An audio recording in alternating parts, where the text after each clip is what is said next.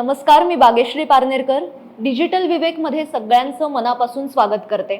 आज आपण एका महत्त्वाच्या विषयावर चर्चा करणार आहोत, ज्यावर आपण अधूनमधून बोलत असतो। तो विषय म्हणजे लव्ह जिहाद।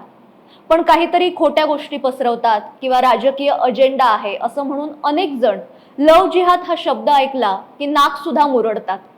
नुकताच केरला स्टोरी 2 हा चित्रपट सुद्धा आलाय आणि यातूनही आपण पाहिलं की या नरकात एकदा अडकला माणूस की त्या मुलींची काय यातना असते किंवा काय नरक यातना त्यांना भोगाव्या लागतात हे आपण पाहिलंय। आता लव्ह जिहाद हे फक्त भारतातच आहे का? तर नाही, तर जगभरातल्या अनेक देशांमध्ये त्याचं लोण पसरलंय। त्याची नावं वेगवेगळी आहे।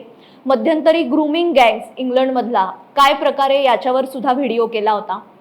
2023 साली द केरला स्टोरी हा पहिला चित्रपट आला। त्यामध्ये सुद्धा आंतरराष्ट्रीय स्तरावर याचं रॅकेट कसं चालतं किंवा केरळ राज्याचं होत असलेलं इस्लामीकरण हे आपण सगळं पाहिलं। आता अनेक वर्ष केरळ राज्याचे खासदार असलेले राहुल गांधी यांना सुद्धा हा विषय पटत नाही। अहो ते जाऊ द्या, पण अनेक सेक्युलर विचारांची जी लोक आहेत किंवा डाव्या विचारसरणीची जी लोक आहेत त्यांना सुद्धा लव्ह जिहाद हे खोटंच वाटतं। आता या जबरदस्तीच्या धर्मांतराला आळा बसावा म्हणून राज्यात सुद्धा कायदा येतोय। पण कायदा जरी आला तरी आपले डोळे कधी उघडणार हा एक प्रश्न आहे। कारण ही सगळी चित्र आपल्या समोर असली तरी सुद्धा मुली मेरा अब्दुल ऐसा नाहीये असं म्हणून या नरकात जातातच। त्यामुळे प्रेम, धर्मांतर आणि बरंच काही किंवा लव्ह जिहाद थांबणार का किंवा या सगळ्या गोष्टींना नेमकी काय कारण आहे, हिंदू म्हणून आपण कुठे चुकतोय, या सगळ्या प्रश्नांची उत्तरं आजच्या भागातून आपण जाणून घेणार आहोत। आणि ज्यांना ज्यांना लव्ह जिहाद हा विषय खोटा वाटतो किंवा आपल्या मुलींना यात जाण्यापासून रोखायचं असेल, त्यांना वाचवायचं असेल, तर समीर दरेकर लिखित पणतीला जपताना हे पुस्तक आपल्याकडे असायलाच हवं आणि प्रत्येक मुलीने सुद्धा हे वाचायला हवं। आणि आज स्वतः समीर दरेकर आपल्या स्टुडिओत आलेले आहेत, त्यांच्याशीच आपण बोलणार आहोत। नमस्कार सर। नमस्ते। मी साप्ताहिक विवेक मध्ये तुमचं खूप मनापासून स्वागत करते। धन्यवाद। आणि खरं म्हणजे पुण्याहून खास तुम्ही या विषयासाठी आज मुंबईत आमच्या स्टुडिओत आला आहात आणि पूर्ण वेळ तुम्ही यात स्वतःला झोकून दिलंय। त्यामुळे आज बरीच चर्चा करायची आहे। माझ्या मनात सुद्धा बरेच प्रश्न आहेत, ते प्रश्न आपल्या प्रेक्षकांच्या मनात सुद्धा नक्कीच असतील। विषयाला सुरुवात करण्यापूर्वी मला एक प्रश्न आहे की आता लव्ह जिहाद हा खरं म्हणजे खूप मोठा विषय आहे आणि तुम्ही स्वतः मेकॅनिकल इंजिनियर आहात, पण ते सोडून तुम्ही या विषयाकडे कधी वळलात आणि यावर पुस्तक लिहावं किंवा जनजागृती करावी असा विचार पहिल्यांदा कधी आला? सर्वप्रथम धन्यवाद एका संवेदनशील विषयावर बोलवलं, कारण आपण संवेदनशील असू तरच कुठेतरी वाटतं की या विषयावर कुठेतरी चर्चा घडावी, नाहीतर समाजामध्ये रोज मरे त्याला कोण रडे असं आपण म्हणतो। त्याच्यामुळे चाललंय, घटना घडतायत, कोणतरी घडतंय, कुठेतरी घडतंय। आज एक नवीन बातमी आली, 8 दिवसांनी दुसरी बातमी आली, आज एका राज्यामध्ये झालं, उद्या एका राज्यामध्ये झालं, असं चालूच आहे। पण असं नाही, कुठेतरी याची एक बौद्धिक एक बैठक ठेवून कुठेतरी चर्चा व्हावी असं विवेकला वाटलं आणि त्यांनी ही चर्चा घडवून आणली। त्याच्याबद्दल मी तुमचे आभार मानतो। तुम्ही विचारलेल्या प्रश्नाचं उत्तर म्हणजे इंजिनिअरिंग झाल्यानंतर इकडे का वळाला किंवा कसे वळाला, तर इंजिनिअरिंग झाल्यानंतर सर्वप्रथम माझ्या आयुष्यामध्ये माझे डोळे उघडले गेले ते इस्लामच्या अभ्यासामुळे। इस्लामचा माझ्या आयुष्यामध्ये प्रवेश झाला। मी सर्वधर्म समभावी एक सामान्य हिंदू होतो। मला आधी वाटत होतं की धर्म चांगला असतो, काही ठिकाणी काही मुसलमान बिघडलेले असतील, काही व्यक्तींकडून काही घटना होत असतील, पण धर्म हा असं कसं शिकवू शकतो, धर्म कधीही इतर धर्मियांबद्दल काही चुकीचं कसं बोलू शकतो, अशी बाळगोत कल्पना माझी होती। पण जेव्हा प्रत्यक्ष माझा इस्लामचा अभ्यास झाला, कुराणचा अभ्यास झाला, हदीसचा अभ्यास झाला, तेव्हा माझ्या मनात इस्लामची जी मूलभूत तत्व आहेत त्यांचा परिचय व्हायला लागला। आणि धर्मप्रसार हे इस्लामचं मूलभूत तत्व आहे की इतर धर्मियांना दावत द्या, निमंत्रण द्या आपल्या धर्मामध्ये आणण्यासाठी। आणि हा एक विस्तारवादी धर्म आहे, यांना संख्या वाढवायची आहे, यांना इस्लाम पूर्ण जगावर इस्लामचं राज्य आणायचं आहे, अशा मानसिकतेचा धर्म असल्यामुळे त्याच्यामधलं एक अंग हे लव्ह जिहाद आहे। आणि मग लव्ह जिहादच्या केसेस महिन्याला माझ्याकडे 7-8 केसेस यायच्या, मी काउन्सिलिंग करायचो। आणि मग हे करता करता दरवेळी असं व्हायचं की प्रत्येक वेळी मला एक सेम स्टोरी पालकांना आणि मुलींना सांगायला लागते की कसं घडतं, याच्या मागची प्रेरणा काय। कारण ज्या आमच्याकडे मुली यायच्या तर तुम्ही म्हटल्याप्रमाणे त्या एक नेहमी वाक्य बोलायचं की माझा रफिक तसा नाहीये। आम्ही 10-10, 8-8 तास त्यांचं काउन्सिलिंग करायचो। आणि ते काउन्सिलिंग केल्यानंतर ती मुलगी सगळं ऐकून घ्यायची, म्हणायची दादा तू म्हणतो तर सगळं खरं आहे पण माझा रफिक तसा नाही आहे. मग याची कारणं काय होती तर इस्लामची ओळख नाही. 100 रुपयाच्या स्टॅम्प पेपरवरती मुस्लिम होणं आणि मुस्लिम पत्नी म्हणून आयुष्य जगणं यातला जो फरक आहे, हे जे अंतर कापणं आहे, हे या मुलींना माहिती नसतं. एक मैत्रीण म्हणून एका मुस्लिम मित्राची हिंदू मैत्रीण म्हणून राहणं वेगळं आणि मुस्लिम पत्नी म्हणून आयुष्य जगणं वेगळं, हा फरक त्या मुलींच्या लक्षात येत नाही. मग तो जेव्हा मी त्यांच्या लक्षात येऊन द्यायला लागलो, त्यांच्या परंपरा काय, त्यांची संस्कृती काय, मुसलमानांमधले धर्मव्यवहार काय, जीवन व्यवहार काय, हे त्यांना कळायला लागल्यानंतर त्यांना धक्के बसायला लागले. त्यांची आयडिओलॉजी काय, त्यांची तत्व काय, त्यांचे नीती नियम काय, त्यांच्या पाप पुण्याच्या व्याख्या काय, त्यांच्या योग्य अयोग्यतेच्या व्याख्या काय, हे त्यांना कळल्यानंतर त्यांना धक्के बसायला लागले. पालकांना सुद्धा आणि ज्या मुली फसल्या होत्या त्यांना सुद्धा. मग ते प्रत्येकाला सांगण्यापेक्षा मला असं वाटलं की एक पुस्तकच एक लिहावं, नाईलाजाने हे पुस्तक लिहावं लागलं. आणि मग मी जे कॉमन जेवढ्या केसेस हँडल केल्या, 100-125 मुलींच्या केसेस हँडल केल्या असतील त्याच्यातून, आणि बाकी जो अभ्यास केला इतर भारतभर ज्या घडलेल्या केसेसचा, त्याच्यातून काही कॉमन पॉईंट्स मला जे दिसायचे किंवा एक ट्रेंड दिसायचा, त्याच्या आधारावर मला असं वाटलं की एक पुस्तक येणं गरजेचं आहे. त्याच्यामुळे नाईलाजास्तव आणि गरजेस्तव असं ते पुस्तक आलं. नाही, आणि मला वाटतं अशा पुस्तकाची पण खूप गरज आहे, कारण हे लोकांपर्यंत जाणं गरजेचं आहे. आता लव जिहाद हे शब्द ऐकले की एक संकल्पना असते की मुलींना प्रेमाच्या जाळ्यात ओढलं जातं, मग किंवा काही केसेसमध्ये वशीकरण किंवा हिप्नोटाईज हा एक प्रकार असतो. पण तुम्ही इस्लामचा अभ्यास केला तर लव जिहाद म्हणजे नक्की काय, म्हणजे त्याच्या मागची मानसिकता काय? फक्त मुलींना, हिंदू मुलींना किंवा इतर धर्मातल्या मुलींना आपल्या धर्मात आणणं, का त्यांचा धर्माच्या ह्याच्यातच ते आहे की असं केलं पाहिजे, म्हणजे काय नक्की? चांगला प्रश्न आहे, म्हणजे मूलभूत प्रश्न आहे. आणि ते मला सांगायला थोडंसं विस्ताराने अशासाठी सांगेन की लव जिहाद म्हणून जेव्हा मीडियामध्ये ओरड चालू झाली, ॲक्च्युली याची ओरड चालू झाली केरळपासून. तर केरळमध्ये लता नायर आणि ॲनी या 2 मुली फसल्या गेल्या प्रेमामध्ये. सिराजुद्दीन आणि शाहजहान ही 2 मुलांची नावं, त्यांच्या प्रेमामध्ये या अडकल्या, त्यांचं ग्रूमिंग झालं. त्या हिंदू होत्या, एक ख्रिश्चन होती. त्या स्वतःच्या धर्माच्या विरोधक बनल्या आणि त्या प्रो मुस्लिम झाल्या, इस्लामच्या समर्थक झाल्या आणि त्यांनी धर्मांतर केलं. लग्न करण्याच्या वेळी त्यांची थोडीशी फसवणूक झाली, ते त्यांना हळूहळू लक्षात आलं. एकंदरीत झालेला प्रकार, आपला केलेला ब्रेन वॉश हा त्यांच्या लक्षात आला. त्यांना जे साहित्य वाचायला दिलं होतं, ज्यांना त्या सीडीज बघायला दिल्या होत्या, त्याच्यातून त्यांना कळलं की आपल्याला कुठंतरी हा ब्रेन वॉश करण्याचा प्रयत्न आहे. आणि जेव्हा वास्तव त्यांना कळायला लागलं तेव्हा त्यांना खूप मोठा धक्का बसला. आणि केरळ कौमुदी नावाच्या पेपरमध्ये त्यांनी 16 पानी मुलाखत दिली लता नायरने. आणि ती याच उद्देशाने दिली की मी फसले पण माझ्या मुलाखत वाचून काही मुली बोलायला लागतील, ज्या कुठल्या टप्प्यावर असतील त्या वाचतील, त्याही फसणार नाहीत, म्हणून तिने ती 16 पानी मुलाखत दिली. आणि अशातून लव जिहादचं केरळ हायकोर्टने त्याचा कॉग्निझन्स घेतला आणि मग पुढे सगळा टेक्निकल प्रचार चालू झाला. प्रचारामध्ये लव जिहादमध्ये कसं आहे की लव जिहाद याच्यामध्ये लव शब्दाबद्दल मी काय वेगळं सांगायची गरज नाही, पण लव जिहादमध्ये व्हिक्टीम झालेल्या श्रुती म्हणून ज्या आहेत, ज्या आता आर्षविद्या समाजमचं काम करतात, त्यांनी फार छान सांगितलं की हा लव ट्रॅप जिहाद आहे, हा लव जिहाद नाही, कारण हे प्रेम काही खरं नाही.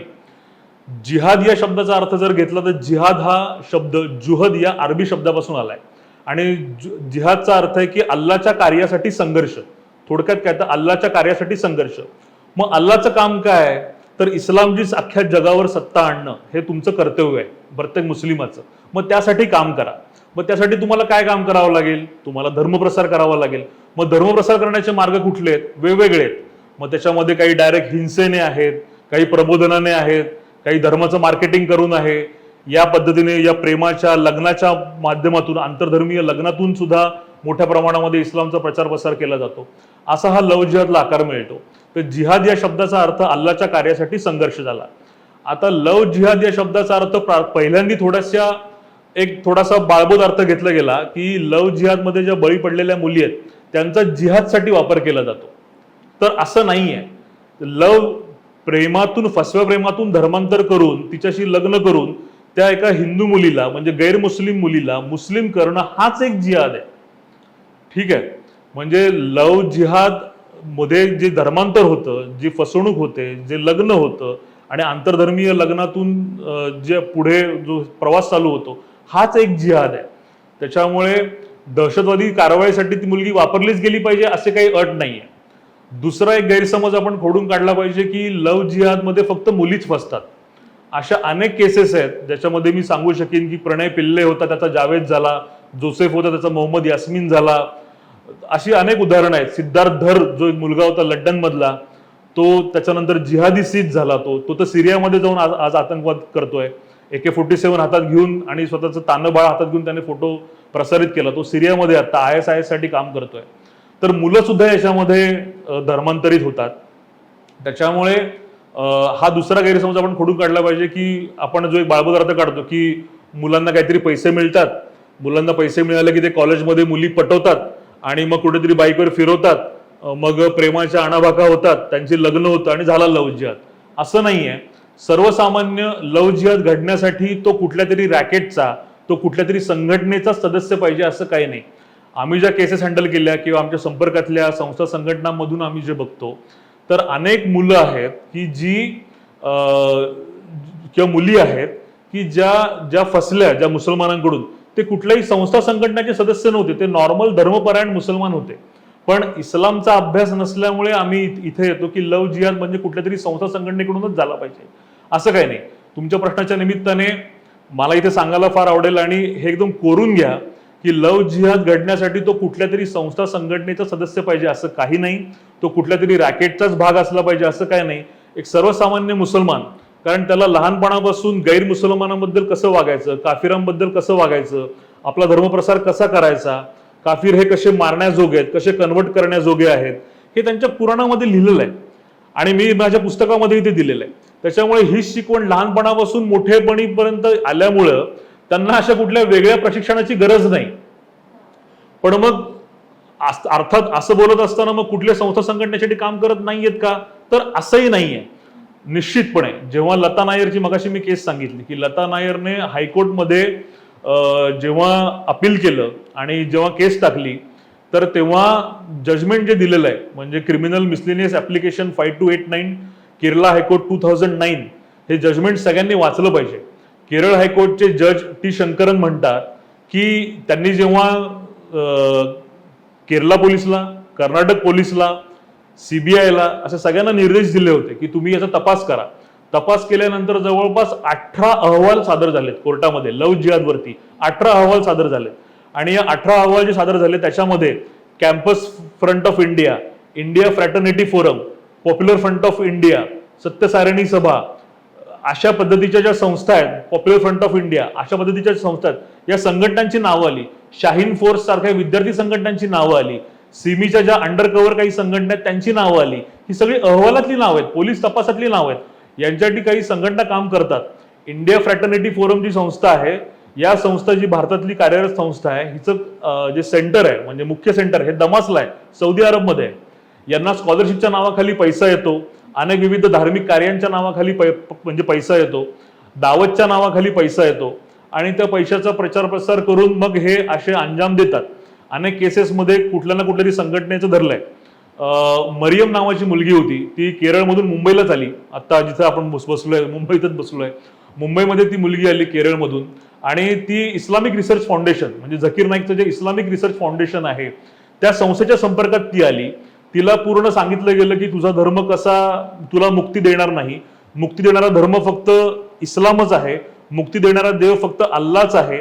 हे तिला तिचे कुराणचे अभ्यासवर्ग घेतले गेले, 2-2 महिने तिची शिकवणी घेतली गेली, तिचं पूर्ण धार्मिक ब्रेनवॉश केला गेला आणि इस्लामिक रिसर्च फाउंडेशनचे जे शिक्षक लोक आहेत यांच्याकडून हा ब्रेनवॉश करण्याची यांची प्रॉपर सिस्टीम आहे. यांचे ऑनलाईन ऑफलाईन कोर्सेस आहेत, म्हणजे आपण इंटरव्ह्यूच्या पुढच्या टप्प्यामध्ये मी ते बोलीनच. पण अशा संघटना या कार्यरत आहेत. तर तुम्ही म्हटलात की त्याच्यामुळे लव्ह जिहाद हा संघटनांकडून पण होणारा आहे, सर्वसामान्य मुस्लिमाकडूनही तो सहज होऊ शकतो, कारण त्यांना ते शिकवलं गेलेलं आहे की धर्मप्रसार करणं हे चांगलं काम आहे. कुराणमधली सूरह क्रमांक 4 आयात क्रमांक 96 आहे की जिहाद जो करेल त्याचा वरचा दर्जा असेल, त्याला जो जिहाद करेल त्याला वरचा दर्जा असेल. हे कुराणातलं वाक्य आहे. सही बुखारी म्हणजे हदीसमध्ये सुद्धा असा उल्लेख आहे की जिहाद जे आहे, जिहादची जी कर्म आहेत ही नेहमीच चांगला मोबदला देणारी आहेत. त्याच्यामुळे त्यांना एक धार्मिक मोटिवेशन आहे. तुम्ही आता गुगलवर नुसतं सर्च केलं की कन्व्हर्जनचे रिवॉर्ड्स काय आहेत अल्लाकडून, तरी तुम्हाला त्यांच्या भरपूर हजारो मुसलमानांच्या साईट्स तुम्हाला उपलब्ध होतील की मी धर्मांतर केल्याने मला काय काय फायदा मिळणार आहे याचं साहित्य उपलब्ध आहे. आणि हे ऑनलाईन जसं उपलब्ध आहे तशी ऑफलाईन साहित्य उपलब्ध आहे. मी मगाशी उल्लेख केला इस्लामिक रिसर्च फाउंडेशनचा, त्यांचे ऑनलाईन कोर्सेस चालू आहेत, ऑफलाईन कोर्सेस चालू आहेत, त्याच्यामध्ये स्टडी मटेरियल छापतात, त्याच्यामध्ये सगळं ते एक प्रकारची प्रेरणा देतात धर्मांतरासाठी. त्याच्यामुळे धर्मांतरासाठी सर्वसामान्य मुसलमान सुद्धा ऍक्टिव्हच आहे.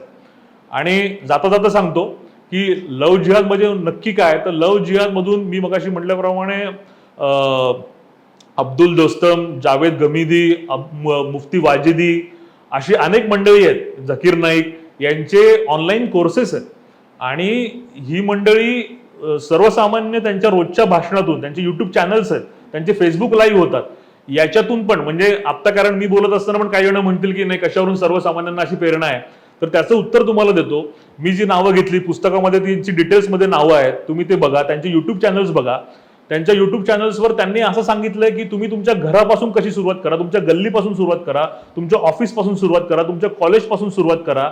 जर तुम्ही बॉस असाल तर तुमच्या सबऑर्डिनेट्सला, जर तुम्ही कामगार असाल तर तुमच्या मालकाला तुम्ही कन्वर्ट करण्याची एकही संधी सोडली नाही पाहिजे.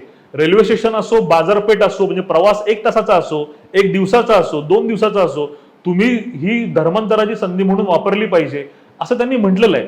मुफ्ती वाजिदींचं एक भाषण आहे, त्याच्यामध्ये ते म्हणतात की 20 ते 30 हजार देवबंदी दर वर्षाला बाहेर पडतात विद्यार्थी, त्याच्यातले 3,000 हे दावत देणारे दाई, त्याला दाई म्हणतात, दाई म्हणून बाहेर निघाले पाहिजेत. म्हणजे 3,000 लोक फक्त धर्मांतर करण्यासाठी बाहेर निघाले पाहिजेत. हे त्यांचं रोजचं युट्यूब चॅनल आणि फेसबुक लाईव्ह वर चाललेलं आहे. त्याच्यामुळे आपण काही वेगळं सांगत नाहीये. मग मला सांगा, एवढ्या प्रेरणा घेऊन कोण का कन्वर्ट करावं असं वाटणार नाही? कोणाला जिहाद करून, आणि जिहाद नॉट नेसेसरी AK-47 आणि RDXचाच असतो. जिहाद हा लेखणीचा असतो, बिहेवियरचा असतो, भावनिक असतो. तो करून, आंतरधर्मीय लग्न हा सुद्धा एक जिहाद आहे, तो करून कोणाला जर जन्नत मधली जर चांगली बक्षिसं मिळणार असतील, कोणाला चांगले मोबदले मिळणार असतील, जे कुराणामध्ये लिहिलंय, तर सगळेजण त्यासाठी प्रयत्नशील राहणारच. बापरे. म्हणजे थोडक्यात आपण बोलायचं झालं तर धर्मप्रसार करण्याचा एक मार्ग म्हणजे लव्ह जिहाद आहे. आणि हे त्यांना आधीपासूनच म्हणजे त्यांच्या पूर्ण लहानपणापासूनच हे शिकवलं जातं. हा, म्हणजे परधर्मीय म्हणजे गैरमुस्लिमांबद्दल त्यांनी सांगितलेलं आहे, दारुल हरब आणि दारुल इस्लाम. तर दारुल हरब म्हणजे हे गैरमुस्लिमांचं राज्य, आणि दारुल इस्लाम म्हणजे ज्याच्यावर इस्लामचं राज्य आहे. तर दारुल हरबला म्हणजे अपवित्र भूमीला, जिथं गैरमुस्लिमांचं राज्य आहे, त्याला दारुल इस्लाम मध्ये कन्वर्ट करणं म्हणजे जिथं मुस्लिमांचं राज्य आहे, हे प्रत्येक मुस्लिमाचं धर्म कर्तव्यच आहे, हे त्याला सांगितलं गेलेलं आहे. काफिरांबद्दल कसं वागायचं हे त्याला सांगितलंय. काफिर म्हणजे कुफ्र करणारा, कुफ्र म्हणजे अनेक देव मानणारा, अनेकेश्वरवाद करणारा, मूर्तीपूजा करणारा. जो मुसलमान नाही तो, जो इस्लाम मानत नाही तो कुफ्र करतो. तर अशा काफिरांबद्दल कसं वागायचं हे त्याला लहानपणापासूनच सांगितलेलं आहे. तर हा एक मुद्दा आहे. तुम्ही मूलभूत प्रश्न विचारलाय म्हणून थोडंसं विस्तृत उत्तर देतो, थोडं लांबेल उत्तर, पण तो मुद्दा पण सांगणं आवश्यक आहे की जे दुसरी एक ओरड लोक करतात की कशावरून हा लव्ह जिहादच आहे, की हे आंतरधर्मीय प्रेम म्हणून तुम्ही का बघू शकत नाही. तर मुद्दा याच्यामधला असा आहे की आंतरधर्मीय दृष्टिकोनातून तुम्ही बघणं, तुमच्या दृष्टिकोनाला काही किंमत नाहीये, दृष्टिकोन त्यांचा काय हा महत्व आहे. म्हणजे दहशतवादी हल्ला झाला, तो अजमल कसाब म्हणतो की दहशतवादी हल्ला केला मी तो माझ्या धर्मासाठी केलाय, मी जिहाद म्हणून केलाय, मला जन्नत मिळणार आहे, हे त्याचं DCP-कडे स्टेटमेंट आहे अजमल कसाबचं. पण ज्यांनी मेणबत्त्या लावल्या ते मात्र म्हणतात की दहशतवादाला धर्म नसतो. म्हणजे तुमच्या म्हणण्याला काही अर्थ नाहीये, ज्याने दहशतवाद केला त्याला अर्थ आहे ना. तर मग मला असं म्हणायचं की लव्ह जिहाद मध्ये जे प्रेक्षक आहेत, तुम्ही ठरवू नका की याच्या मागे धर्म आहे का नाही. जे लव्ह जिहाद मध्ये ऍक्टिव्ह मेंबर आहेत ना, तो मुसलमान व्यक्ती आहे, जी बळी पडलेली हिंदू मुलगी आहे, त्या दोघांना विचारा. ते दोघांना विचारून तुम्हाला कळेल की जो मुस्लिम व्यक्ती मी म्हटलं की जर खरं प्रेम आहे, जर तुमचं खरं प्रेम आहे आणि तुम्हाला धर्म मध्ये आणायचा नाहीये, उलट आम्ही म्हणतोय की तुम्ही धर्म करू नका, प्रेमामध्ये धर्म आणू नका, उलट आम्ही म्हणतोय, उलट संकुचित वृत्ती तुम्ही धरली आहे की तुम्ही प्रत्येक लग्न प्रेम या पवित्र विषयामध्ये सुद्धा धर्म आणताय. आम्ही म्हणतो की प्रेम आणू नका. आणि यासाठी आपल्या भारतीय राज्यघटनेने, संविधानाने एक छान सोय करून ठेवलेली आहे. ती कुठली? तर तुम्ही स्पेशल मॅरेज ऍक्ट अंतर्गत लग्न करा. म्हणजे तुम्ही तुमचा धर्म बदलायचा नाही, मी माझा धर्म बदलायचा नाही, आणि आपण आपापले धर्म मेंटेन करून लग्न करू शकतो. मग असं धर्म असं यांना का चालणार नाही? मग आता हा खूप सुंदर पॉइंट आहे की हिंदुत्ववादी कार्यकर्त्यांनी हा मुद्दा उचलून धरा आणि विचारा. जे तुम्ही म्हटलात की डाव्या विचारसरणीचे विचारतात किंवा हे राजकारण आहे म्हणून जे म्हणतात, त्यांना विचारा की बाबा आजकाल मुसलमानांनी डिक्लेअर करावं की मुस्लिम मुलांनी हिंदू मुलींशी त्यांचा धर्म न बदलता लग्न करण्यात आमची काही हरकत नाही. असं केलं तर मी पेढे वाटी, असं मुसलमानांनी डिक्लेअर करावं की आंतरधर्मीय लग्नासाठी धर्मांतर करण्याची काही गरज नाही. असं होऊच शकत नाही, कारण कुराण सूरह क्रमांक 2 आयत क्रमांक 221, मुश्रिक स्त्रियांशी आणि पुरुषांशी लग्न करू नका, ते कितीही चांगले असतील तरी त्यांच्याशी लग्न करा जोपर्यंत ते इमान कबूल करत नाहीत, म्हणजे इस्लाम स्वीकारत नाहीत. हे त्यांच्या धर्मामध्ये दिलेलं आहे. त्याच्यामुळे जोपर्यंत हिंदू मुलगी इस्लाम स्वीकारत नाही तोपर्यंत ती लग्नच करू शकत नाही मुसलमानाबरोबर. मग मुसलमानांकडे जे निकाह होत आहे, जे लग्न होत आहे, ते धर्मांतर करूनच होत आहेत. म्हणजे धर्मांतर अट ही कोणी आणली? तुम्ही आणली. उलट आम्ही ब्रॉड माइंडेड आहे. आम्ही म्हणतो की प्रेमामध्ये आणि लग्नामध्ये धर्म आणू नका. धर्माची अट तुम्ही आणली, मग संकुचित कोण, तुम्ही का आम्ही? हा दुसरा मुद्दा. मुद्दा क्रमांक 3, हे वादविवाद, हे पॉलिटिकल थेरीज, पत्रकारांचे वेगवेगळे सूर, या राजकीय चर्चा, हे चालूच राहील. हे इंटरव्ह्यू आणि पॉडकास्ट असे पण चालू राहतील, हेही माझं म्हणणं आहे. पण मी अल्टिमेटली आम्ही ज्या मुली बघतोय आणि ज्या भोगतोय याच्याबद्दल तुम्हाला काय म्हणायचं आहे? कारण जे म्हणतात, म्हणजे तुमच्या प्रश्नाचं उत्तर देतो की तुम्ही म्हणाल की हे राजकारण आहे. जे म्हणतात ना हे राजकारण आहे, त्यांना या प्रश्नाची गांभीर्यच कळत नाही असं मला म्हणायचं आहे. आणि त्यांचा दृष्टिकोन अतिशय असंवेदनशील आहे. आता तो असंवेदनशील कसा, तर 2006 ते 2012 या 6 वर्षामध्ये 7,713 मुस्लिम हिंदू मुली या लव्ह जिहादला बळी पडल्या, असं स्टेटमेंट कोणी दिलं? काँग्रेसच्या मुख्यमंत्र्यांनी, भाजपच्या नाही, शिवसेनेच्या नाही. ओमेन चंडी केरळचे मुख्यमंत्री जे होते त्यांनी सांगितलं की 7,713 मुली गायब आहेत. मी मगाशी जो केरळ हायकोर्टचा जो उल्लेख केला त्या जजमेंटमध्ये 4,500 मुली गायब आहेत सांगितलंय. सीआयडीने कर्नाटकच्या आणि सीबीआयने जो एकत्रित अहवाल केला त्याच्यामध्ये 5,713 मुली गायब आहेत आणि त्या बळी पडल्यात लव्ह जिहादला. याच्यावरती काहीच वाटत नाहीये. बरं, किती मुलींच्या हत्या झाल्यात? निकिता तोमर, युट्यूबला व्हिडिओ आहे, ती मुलगी धर्मांतर करत नाही म्हणून तिला गोळी मारली आहे. राजेश्वरी सुब्रमण्यम, तिची झाली रहिना बानू. राजेश्वरीने आत्महत्या केली. का केली? तिला ISIS मध्ये भरती करण्यासाठी बळजबरी करत होते. निमिषा संपत, बिंदू संपत यांची मुलगी, ती अफगाणिस्तानमध्ये खुरासान प्रांतामध्ये गेलेली आहे. तिला कन्वर्ट करून ISIS दहशतवादासाठी तिला कामाला लावलेलं आहे. किती मुलींनी आत्महत्या केल्या? श्रद्धा वालकर पासून कालची स्तुती सोनवणे आपण बघितलं, किती मुलींनी आत्महत्या केल्यात. हे तुम्ही बघतच नाही. समीरा बेगम नावाची, सरस्वती दासची समीरा बेगम झाली. अशी हजारो, अक्षरशः हजारो उदाहरणं आहेत. मग मी म्हणतो की तुम्ही सर्वसकट तुम्हाला बोलायचं नाही ना, ज्या केस घडतायत त्याच्याबद्दल तरी बोला. तुमचं म्हणणं की जनरलाइज करू नका, चला जनरलाइज आम्ही नाही करत. मग ज्या केसेस घडतायत त्याच्या मागे तर धर्मांतर ही उघड प्रेरणा आहे. फेक आयडेंटिटी, खोटी हिंदू नावं धारण करून तुम्ही धर्मांतर करताय. जर तुमचं प्रेम खरं आहे, तुम्ही म्हणता लव्ह जिहाद नाहीये, मग तुम्हाला तुमची ओळख का लपवावी लागते? ओळख लपवावी लागते. It's a criminal activity, it's a pure criminal activity where तुम्ही तुमची आयडेंटिटी हाईड करताय. ही म्हणजे क्रिमिनल ऍक्टिव्हिटी आहे. त्याच्यामुळे हे राजकारण कसं आहे? त्याच्यामुळे उलट जे म्हणतात की हे राजकारण आहे ते सर्वात मोठं वोट बँकेचं राजकारण करतायत. मुस्लिमांच्या भावना दुखावू नयेत त्यांना. आणि मी तर म्हणेन की मुस्लिमांपेक्षा मतांच्या राजकारणासाठी हे मुसलमानांच्या तोंडी नसलेलं सुद्धा स्वतःच बोलतायत. असं काही मुसलमानांचं म्हणणं नसेल की जे वाईट आहेत ते वाईटच ते म्हणत असतील, पण राजकारण म्हणणाऱ्यांना हे उत्तर आहे माझं. राजकारण म्हणणाऱ्यांचं आपण एक वेळ थोडं बाजूला ठेवलं, पण आपल्याकडे एक म्हण आहे, पुढच्याच ठेस मागचा शहाणा. म्हणजे दुसऱ्याच्या चुकीतून आपण शिकणं अपेक्षित असतं. आता इतक्या मुलींच्या कथा व्यथा सगळं बाहेर आलेलं आहे, किंवा रोज कुठून ना कुठून आपण लव्ह जिहादची एक तरी घटना ऐकतच असतो. पण तरी सुद्धा मुली मेरा अब्दुल ऐसा नाहीये असं म्हणून इकडे का जातात? म्हणजे मुलींची काय मानसिकता आहे? तुम्ही सुद्धा इतक्या मुलींना भेटलाय, तर मुलींची मानसिकता नेमकी काय असते? त्या का तिकडच्या रस्त्याला जातात? याच्यामध्ये प्रत्येक केसमध्ये, म्हणजे लव्ह जिहादचं मी म्हटल्याप्रमाणे मगाशी पण मी उत्तर देता देता एक राहिलो की याला लव्ह जिहाद म्हणायचं का, त्याला लव्ह जिहाद म्हणायचं का. याच्यासाठी पण पुन्हा एक लॉजिक लावायचा, एक साधा कॉमन सेन्सचा विषय आहे की लव्ह जिहादचं कोणी कोडिफिकेशन केलेलं नाहीये. जसं IPC, CRPC हे कोडिफाईड लॉज आहेत, तसं लव्ह जिहादचं कोणी कोडिफिकेशन केलेलं नाही की असं असं घडलं तरच तो लव्ह जिहाद. आता लव्ह जिहाद नाही. मुद्दा काय?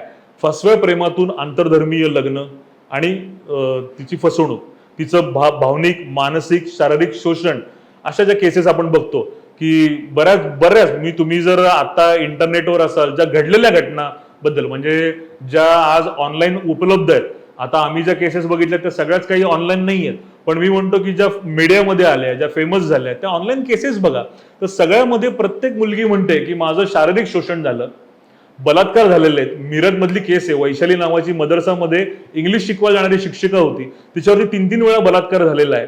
तिने सांगितलेलं आहे, तिच्या बरोबर धर्मांतर करताना तिथे जवळपास 25 मुली होत्या, ते तिने सांगितलेलं आहे. पासपोर्ट आणि व्हिसाच्या डॉक्युमेंट्सवर त्यांची सह्या घेतलेल्या आहेत, तुमचं शेख लोकांशी लग्न लावून दिलं जाईल असं सांगितलं गेलेलं आहे. तर प्रत्येक मुलगी म्हणते की माझं शारीरिक शोषण केलेलं आहे, मानसिक शोषण केलेलं आहे, माझा मानसिक छळ केलेला आहे, मला धर्मांतरासाठी माझ्या तोंडामध्ये बीफ कोंबलेलं आहे, मला मांसाहार करायला लावलेला आहे, मला धर्मांतर करण्यासाठी अनेक प्रथा परंपरा मला कंपल्सरी केलेल्या आहेत. एवढं होऊन सुद्धा तुम्ही कॉग्निझन्स त्या मुलीचा स्त्री म्हणून तरी घ्या. म्हणजे मगाच्या प्रश्नाचं थोडंसं उत्तर या उत्तरामध्ये कंटिन्यू करतो की जे म्हणतात ना राजकारण, मला त्यांना म्हणायचं किंवा लव जिहाद नाही, त्यांना म्हणायचं तुम्ही लव जिहाद या शब्दाशी आपल्याला काही घेणं देणं नाही, तुम्ही त्याला लव जिहाद म्हणा, फौज जिहाद म्हणा, आमचं काही म्हणणं पडत नाही, पण त्या मुलीकडे मग मुलगी म्हणून तरी बघा. का फक्त मुसलमानाच्या संबंधित केस आहे म्हणून तुम्ही त्या मुलीकडे मुलगी म्हणून बघणार नाही, एक स्त्री म्हणून बघणार नाही, एक महिला म्हणून बघणार नाही, हे किती चुकीचं आहे. आज महिला आयोग कशासाठी आहे? राज्यस्तरावरती आहे, राष्ट्रीय स्तरावरती आयोग आहे, त्याला संवैधानिक दर्जा आहे. मग महिला आयोग तुम्ही का केला? तर महिलांवरती अन्याय होऊ नये, अत्याचार होऊ नये, त्याचा कॉग्निझन्स घेतला जावा, त्यांना न्याय मिळावा, यासाठी महिला आयोग स्थापन केलाय. मग महिला आयोग सुद्धा या विषयामध्ये गप्प आहे. मी जे तुम्हाला म्हणतोय की मग एक मुलगी म्हणून तरी लव जिहाद मधल्या मुलींकडे बघा ना, की एक स्त्री म्हणून तिच्या विषयामध्ये किती भावनिक, मानसिक, शारीरिक शोषण झालं, हा त्याच्यामधला एक मुद्दा आहे. तुम्ही जे विचारलं की मुली एवढं होऊन सुद्धा कसं पुन्हा याच्याकडे वळतात, पुढच्या स्टेज मागचं शहाणा का होत नाही, याचं कारण असं आहे की प्रत्येक केसमध्ये जर बघितलं तर तो मुस्लिम व्यक्ती आणि ती हिंदू मुलगी यांची दोघांची शैक्षणिक पात्रता, यांची बाकी वैचारिक यांची पातळी काय आहे, यांचं भावनिक कोशण काय आहे, यांच्या घरची परिस्थिती काय आहे, यांची आर्थिक परिस्थिती काय आहे, यांची सामाजिक परिस्थिती काय आहे, हे जिथे राहतात त्या शहरामधलं त्या गावातलं वातावरण कसं आहे, या सर्वावर त्या केसप्रमाणे परिणाम बदलतात. त्या प्रत्येक केसचे परिणाम वेगळे आहेत. काही केसेसमध्ये हत्या होतात, काही मध्ये आत्महत्या होतात. तर त्या मुली फसतायत कारण त्यांना ते राहून राहून वाटतं की माझा रफिक किंवा माझा काय सलमान तसा नाहीये, हे त्यांना राहून राहून वाटतं. आता मात्र बऱ्याच मुली अशा आहेत की ज्यांच्यापर्यंत हे कुठेतरी कानावर गेलंय, त्या कुठेतरी अलर्ट असतात. म्हणजे आम्ही त्यांना सांगतो की धर्मांतर होऊन म्हणजे धर्मांतर करायच्या आधी किंवा लग्न करायच्या आधी तुम्ही थोडा वेळ घ्या आणि त्याला प्रश्न विचारा की मी माझा धर्म मेंटेन करेल, तो चालेल का, माझ्या पूजा पद्धती तुला चालतील का, मी या देवाची पूजा केलेली चालेल का. कारण आम्ही एक केस हँडल केली होती, त्या केसमध्ये रामदेव बाबाचा योगा बघत होता म्हणून त्या मुलीच्या डोक्यामध्ये बॅट मारली होती त्या मुस्लिम युवकाने. म्हणजे योगा बघितलेलं सुद्धा आस्था चॅनलवरती त्यांना चाललं नाही, तर देवाची पूजा लांबची गोष्ट. तर तुम्ही असे काही प्रश्न विचारा, तर त्या मुली थोड्याशा अलर्ट होतात. पण ज्यांच्यापर्यंत हा विषयच पोचलेला नाहीये त्या मुली एक तर बळी पडतात, आणि दुसऱ्या आता रेअर केसमध्ये अशा पण मुली आहेत की त्यांना वाटतं की हे थोडं असेल, पण ज्या इमोशनल त्या मुलींचा जो ब्रेनवॉश केला जातो त्याच्यामुळे त्या मुली त्या मुलाबद्दल एक पॉझिटिव्ह भावना ठेवून असतात की हा असा नसेल, एक त्यांना आशावाद असतो की हा असा नसेल. आणि याचं कारण पण असं आहे की थोडासा आधी जर तुम्ही विचारलं की लव जिहाद घडतो कसा, तर लव जिहाद घडण्यामध्ये तो जो मुस्लिम मुलगा आहे तो एकदम जोरू का गुलाम झालेला असतो. म्हणजे तुझ्यासाठी काही पण, एकदम थोडक्यात बोली भाषेमध्ये अशी ती भावना असते. मग तिच्यासाठी कापून घेणं, इमोशनल ब्लॅकमेलिंग करणं, तू जर मला 2 दिवस दिसली नाही तर मी माझं बरं वाईट करून घेईन, आणि अनेक प्रकार आहेत. म्हणजे आम्ही अशा केसेस काही हँडल केल्यात की ज्याच्यामध्ये मुलगी सिद्धिविनायकाची भक्त होती, तर हा म्हणायचा मी तुझ्यासाठी सिद्धिविनायकचा प्रसाद आणलाय. मग मुलगी साई भक्त होती, तर हा म्हणायचा मी शिर्डीची काही नवीन भजनांची सीडी तुझ्यासाठी आणलेली आहे. मग हिला कौतुक की बघ मुसलमान असून हा असं करतोय. असं करून करून त्या मुलीच्या मनामध्ये एक घर तयार केलं जातं. हा पण एक भाग आहे. दुसरा तुम्ही विचारलाय कारण तो थोडासा व्यापक प्रश्न आहे की मुली फसतात कशा, याच्या मागे अजून एक कारण आहे की शरीर संबंधाची चटक लावली जाते. हा पण एक मेजर फॅक्टर आहे. कारण पोलीस स्टेशनमध्ये आम्ही बघतो की आई रडत असते, बाप रडत असतो, तो 20-25 वर्ष लहानाचं मोठं केलेल्या मुलीला म्हणत असतो की बाबा तू ये 2 दिवसासाठी तरी तू माझ्याकडे ये, तुला मी सांगतो आपल्याशी बोल, एक 8 दिवस तरी आमच्याकडे राहायला ये, मग वाटलंच परत जा. तेव्हा सुद्धा मुली यायला तयार होत नाहीत. त्या मुली एवढ्या दगडाच्या कठोर का होतात किंवा त्यांना काहीच कसा पाजर फुटत नाही. तर याच्यामध्ये आम्हाला बरंच जाणवलं की मुलगी इतकी आहारी जाणं जे आहे त्याच्या मागचं एक कारण शरीर संबंध हे सुद्धा आहे. चौथी गोष्ट की जो मुसलमान युवक आहे त्याची ही लव्ह जिहादची प्रोसेस चालू असताना किंवा हे प्रेमातून धर्मांतरापर्यंतचा जो टप्पा आहे तो गाठेस तोपर्यंत हा स्वतःला फुल मॉडर्न दाखवतो. म्हणजे त्यांचे इतके बारीक बारीक त्यांचे बारकावे समजून घेण्यासारखे आहेत. मी मगाशी जसं म्हटलं की 21 दिवसाचे ऑनलाईन कोर्सेस आहेत आणि त्याच्यामध्ये तुम्ही हिंदू मुलींशी कसं बोलायचं, तुमचे स्पर्श कसे असावेत, कुठले प्रश्न टाळायचे, कुठले प्रश्न विचारायचे याचं ट्रेनिंग मॅन्युअल आहे. म्हणजे याचं छापील ट्रेनिंग मॅन्युअल आहे आणि ते मी पुस्तकामध्ये दिलेलं आहे. म्हणजे स्कॅन करून दिलंय, परत कोणी म्हणू नये म्हणून मी ऍज इट इज स्कॅन करून पुस्तकामध्ये दिलेलं आहे. तर या सगळ्याचा त्या मुलीवर परिणाम होतो. कारण मग तो तिला काही ठराविक प्रश्न विचारतो आपल्या देवधर्माबद्दल, मग त्याच्यातून ती इस्लामकडे आकर्षित होते. अशी अनेक कारण आहेत आणि त्या कारणातून म्हणतात की कितीही आजूबाजूला केसेस घडल्या तरी ही केस तशी नसेल, हा नसेल असं वाटतं. तो स्वतःच्या राहण्यामध्ये स्वतःला मॉडर्न दाखवतो, बोलण्यामध्ये इन्शाल्लाह सलाम वालेकुम सारखे शब्द, सारखे सलाम बिलाम जरा कमी केले जातात, क्लीन शेव राहतो, पठाणे वगैरे घालत नाही, स्वतःच्या ज्या मित्रांशी ओळख करून दिली जाते ते पण सगळे मॉडर्न दाखवले जाते, मी कसा मॉडर्न विचाराचा आहे हे दाखवलं जातं. हा एक भाग. अजून एवढं होऊन सुद्धा मुली कशा फसतात, माझ्याकडे कारण आहेत. आपला इंटरव्ह्यू संपेल पण ती कारणं संपणार नाहीत, कारण एवढ्या मुलींकडून आम्हाला एवढे इनपुट्स आहेत. आता काही मुली अशा की बघ ना दादा, तो वेगळ्या धर्माचा मी वेगळ्या धर्माचा, तरी आम्हाला दोघांना भेटवलं, म्हणजे देवाची काहीतरी योजना असेल ना. इतक्या बावळट मुली असतात आणि 101 फिल्मी डायलॉग त्यांच्या तोंडामध्ये पाठ असतात की तेरे मेरे बीच में ये धर्म की दीवारें नहीं बन सकती वगैरे वगैरे. तर अशा एका वेगळ्याच फॅन्टसीमध्ये या मुली जगत असतात आणि याच्यातून त्या बळी पडतात. आणि सर्वात महत्वाचं कारण या सगळ्याहून, कारण या सगळ्या बोलण्यातून असं वाटेल की दोष फक्त मुस्लिमांचाच आहे, माझं त्याच्या पुढचं जाऊन म्हणणं आहे की इतका तो तुम्हाला ग्रूमिंग करत असतो, तुम्हाला तो तुमचं शोषण करत असतो, तुमचे कुठे शरीर संबंधाच्या वेळी तुमचे व्हिडिओ काढत असतो, तुम्हाला कुठे फिरायला घेऊन जात असतो तेव्हा त्याच्या वागण्या बघण्यात तुम्हाला कळत असतं, तो व्यसन करत असतो, तरी तुम्हाला कळत नाही. आपल्या मुली पण शहाण्या काय होत नाहीत. आणि दुसरी गोष्ट जे फसतात तुम्ही म्हणतात की आपल्या मुली पण स्ट्रॉंग आणि अशा स्वयंसिद्ध होणं ज्याला म्हणतात की थोड्याशा स्ट्रॉंग होणं, थोडासा विवेक वापरणं की योग्य काय अयोग्य काय, हा विवेक आम्ही सोडलेला आहे आजकालच्या मुलींनी. 5वा किंवा 6वा इफेक्ट जो आहे, अजून त्याच्या मागचं कारण जर सांगायचं झालं तर वेब सिरीज आणि सोशल मीडियाचा म्हणजे आणि पिक्चर्सचा हा फार मोठा परिणाम आहे. कारण त्यांना वेब सिरीज मधलं जे लाईफ आहे हे कुठेतरी रिअल लाईफ मध्ये त्यांना बघायला वाटतं, त्यांना खरंच आहे असं वाटतं सगळं. आम्ही आता किती कारणं इतकी वेगवेगळी आहेत, जसं शरीर संबंध एक कारण म्हटलं, कुठेतरी इमोशनल कोपरा असतो. शक्यतो ज्या आई वडिलांचं पटत नाही त्या घरातली मुलं किंवा बिझनेस व्यापारी की ज्यांना आपल्या मुलांकडे लक्ष द्यायला वेळ नाही, अशा मुलांचं एक इमोशनल व्हॅक्यूम असते. बरोबर ही इमोशनल व्हॅक्यूम या मुसलमान मुलांकडून कॅप्चर केली जाते की कुठेतरी भावनिक एखादा दुखावलेला कोपरा असतो, त्यावेळी सपोर्टची गरज असते, त्यावेळी खांद्याची गरज असते. असा खांदा अशा वेळी मुसलमान मुलं द्यायला अजिबात चुकत नाहीत. त्यांना वेळ भरपूर असतो. आमच्या मुली तिकडं मन मोकळं करतात, कुठेतरी मनाची घुसमट असते, भावनिक घुसमट असते, त्या तिकडे मोकळे करतात. त्यामुळे सुद्धा त्या ट्रॅपमध्ये त्या अडकतात. तर अशी अनेक कारणं आहेत. आता ही सगळी चर्चा चालू असताना मला एक गोष्ट आता सहज आठवली. आता इंस्टाग्रामवर माजी क्रिकेटर झहीर खान आणि त्याची बायको सागरिका घाटगे यांचा फोटो होता. आता त्यामध्ये सागरिका हिने आपला हिंदू धर्मानुसार सगळा पोशाख केलाय, टिकली लावली आहे. त्याच्या खाली एक कमेंट होती, ती खूप विचार करायला लावण्यासारखी होती की लव्ह जिहाद हे फक्त सामान्यांसाठीच असतं का? किंवा आता करीना कपूर खान, गौरी खान, भलेही यांना आज त्रास नाहीये, त्यांनी त्यांच्या मनानुसार लग्न केलंय, पण तरी सुद्धा जर आपण लव्ह जिहाद हे त्यांच्या धर्मियांची संख्या वाढवण्याचं एक माध्यम आहे असं म्हटलं तर हिंदू धर्मातली मुलगीच त्यांच्या धर्मात गेली, तर मग याला काय म्हणायचं? नाही, याच्यामध्ये एक तर करीना कपूरचा लग्नाचा तुम्ही उल्लेख केला तर त्याच्या देवबंदचा फतवा आहे, तो पण मी पुस्तकामध्ये छापलेला आहे, ऑनलाईन पण तुम्ही बघू शकाल की देवबंदने करीना कपूरने धर्मांतर केलं नाही म्हणून ते लग्न त्यांनी अमान्य केलेलं आहे. त्या लग्नाला त्यांनी इस्लामिक याच्याप्रमाणे मान्यता दिलेली नाही, कारण करीना कपूरने रितसर धर्मांतर केलेलं नाही, मशिदीत जाऊन कबूल म्हणजे रितसर धर्मांतर केलेलं नाही. हा तो भाग आहे. जे सागरिका घाटगेचं तुम्ही प्रकरण सांगितलं किंवा सेलिब्रिटीज, थोडक्यात आपण म्हणूया की सेलिब्रिटीच्या लग्नाबद्दल काय, तर सेलिब्रिटीज मी म्हटल्याप्रमाणे सगळे 1000-2000 कोटीचे मालक आहेत. ठीक आहे. आणि हे जे धर्माचे ठेकेदार आहेत यांची हिंमत नाही की त्यांना बोलायची, त्यांना धर्मातून बाहेर काढावं. सलमान खानने गणपती बसवला होता तेव्हा त्याला धर्मातून बाहेर काढलं होतं. तेव्हा सलमान खानचे वडील म्हटले होते की मला बाहेर काढा, मला काही फरक पडत नाही, मला तुमच्या इस्लामची गरज नाही. मग हे बरोबर जागेवर आले. आता धर्माचे ठेकेदार जे आहे हे अशा 1000-2000 कोटीच्या मालक असलेल्या लोकांविरुद्ध बोलायला घाबरत आहेत. खरा इस्लाम पाळत नाहीत त्यांच्या दृष्टीने ते बाबा गैर इस्लामिक आहे.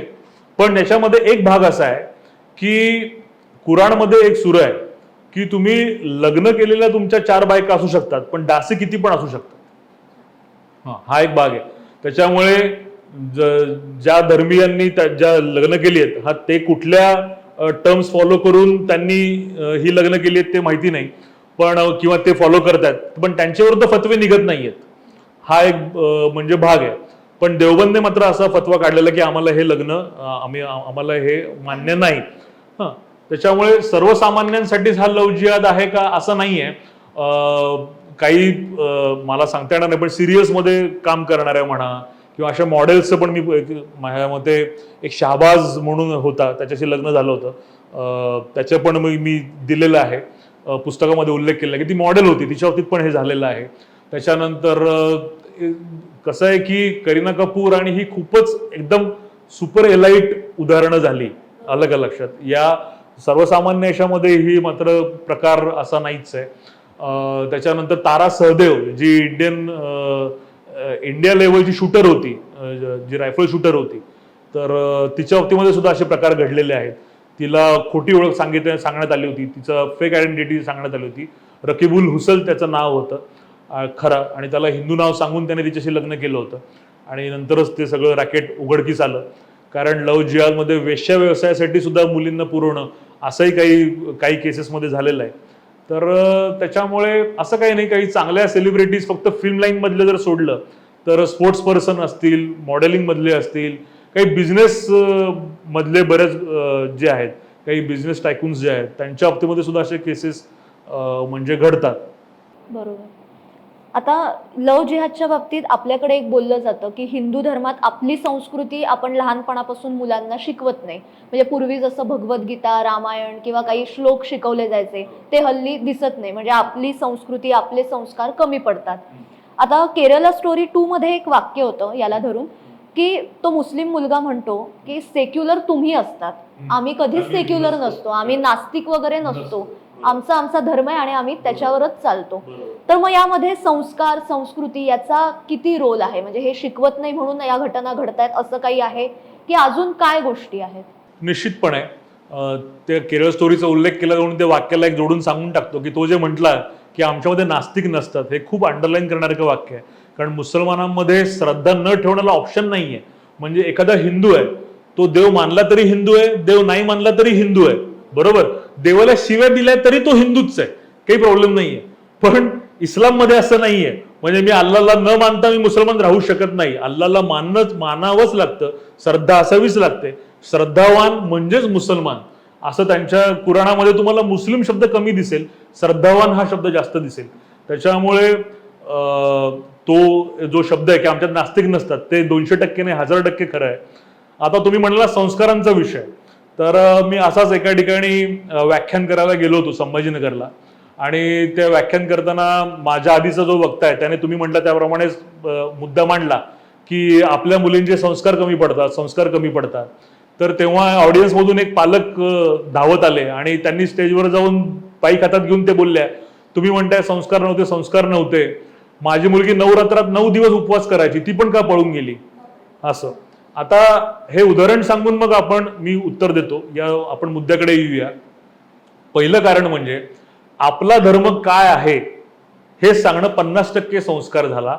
शत्रूचा धर्म काय आहे, समोरच्याचा धर्म काय आहे हा सांगणं 50% संस्कार आमचा बाकी राहतो. त्याच्यामुळे माझी मुलगी नवरात्रात 9 दिवस उपवास धरायची, जय श्रीरामच्या रांगोळी काढणाऱ्या मुली सुद्धा पळून गेल्यात आम्ही बघितलेलं आहे. त्याच्यामुळे माझी मुलगी देवदेव करायची, पारायण करायची, उपवास करायची, उपास तपास करायची, अशी मुलगी सुद्धा पळून जाऊ शकते. कारण तिच्यावरती 50% संस्कार तुमचा झाला असेल, पण शत्रूचा धर्म काय आहे हा 50% संस्कार मात्र बाकी आहे. हा एक भाग. आता हिंदू संस्कारांकडे येऊया. आता हिंदू संस्कारांकडे सुद्धा बघितलं तर संस्कार शब्द सुद्धा इतका गुळगुळीत झालाय की त्याचा अर्थ काय की पाया पडणं देवपूजा करणं म्हणजे संस्कार. त्याच्यामुळे प्रॉब्लेम काय आहे, थोडा आपण व्यापक अर्थाने संस्कारित केलं पाहिजे आणि फक्त मुलींनाच नाही. इव्हन या पॉडकास्टमध्येच मी आधीच सांगतो की हे मुलींबाबत जास्त घडत असल्यामुळे आपण मुली मुली असं म्हणतोय, पण हे मुली आणि मुलं या दोघांनाही लागू आहे. तर संस्कारी मुलांना सुद्धा करायचंय, मुलींना पण करायचंय, तर पुढच्या पिढीला करायचंय. तर ते संस्कारी करताना धर्माचा अभ्यास करून त्याने आपल्या धर्मातली जी मूलभूत तत्व आहे त्याचा अभ्यास केला पाहिजे. मूर्तीपूजा म्हणजे काय, सगुण म्हणजे काय, निर्गुण रूप म्हणजे काय. त्याच्यानंतर या धार्मिक जर तुमची मुलगी असेल, देवदेव करणारी जर तुमची मुलगी असेल किंवा मुलगा असेल, तर तो असा तेजपुंज पाहिजे, तेजस्वी पाहिजे. ती मुलगी तेजस्वी पाहिजे, तिला आपल्या हिंदू धर्माबद्दल अभिमान पाहिजे, तिला धर्माच्या मागचा काही ज्या प्रथा आहेत, काही ज्या परंपरा आहेत, त्याच्या मागे शास्त्र काय याचाही अभ्यास पाहिजे.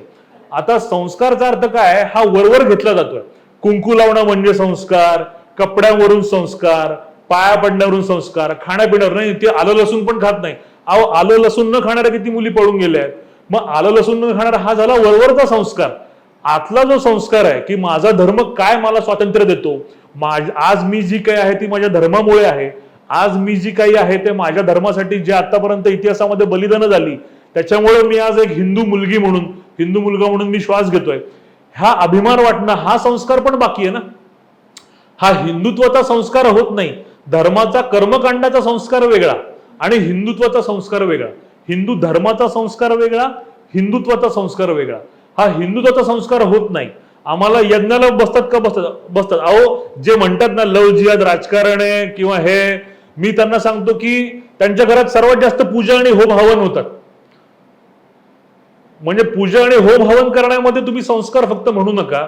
आमचा इतिहास काय आहे, आमच्या धर्मासाठी कशी बलिदानं झालेली आहेत, यांच्या धर्माने आतापर्यंत आमची मंदिरं कशी पाडली, आमच्या आया बहिणीवर कसे बलात्कार झाले, कशी लुटल्या गेल्या, कशा विकल्या गेल्या, हे सगळा संस्कार, हा पण संस्कार बाकी आहे ना, हा झाला पाहिजे. नंबर 2, वर्तमानामध्ये माझा, फक्त इतिहास म्हणून नाही, वर्तमानामध्ये माझा धर्म मला काय काय देतोय. आम्ही एका ठीक आहे ती केस मी सांगत नाही कारण मला थोडे त्याचे काही लिमिटेशन्स आहेत गुप्ततेमुळे, पण असे बरेच मुद्दे आहेत की त्या मुस्लिम मुली आम्हाला म्हणायच्या की रात्री 10-11 वाजता दांडिया खेळणं हे आम्हाला इमॅजिन होत नाही. अशी मुस्लिम मुलगी मला म्हटली होती, कॉलनीतल्या लोकांबरोबर मी रात्री 11 वाजता दांडिया खेळते हे मला इमॅजिनच होत नाही असं ती म्हणाली. म्हणजे त्यांना ह्या गोष्टी किती मोठ्या वाटतात. आता तुम्ही इराणमध्ये बघितलं तर ड्रायव्हिंगच्या हक्कासाठी त्यांना लढावं लागतंय. त्यांना आतापर्यंत मतदानासाठी लढावं लागत होतं. त्यांना FGM म्हणजे मुलींची पण सुनता होते, फिमेल जेनिटल म्युटिलेशन ज्याला म्हणतात, त्या FGM साठी मुलींच्या सुनतेसाठी त्यांना लढावं लागतंय. त्यांना आंतरधर्मीय लग्नासाठी लढावं लागतंय, शिक्षणासाठी लढावं लागतंय. तर म्हणजे असे बेसिक हक्क आहेत. पण आज मी म्हणत नाही की आपण 100% काही अचीव केलं असेल, म्हणजे आजही महिलांचे प्रश्न नाही असं मी म्हणत नाही, पण हिंदू महिलांचे जर विचार केला त्या मनाने आपण प्रगतीपथावर आहोत, आपण पुरोगामी भूमिका घेतोय, आपण बदलतोय.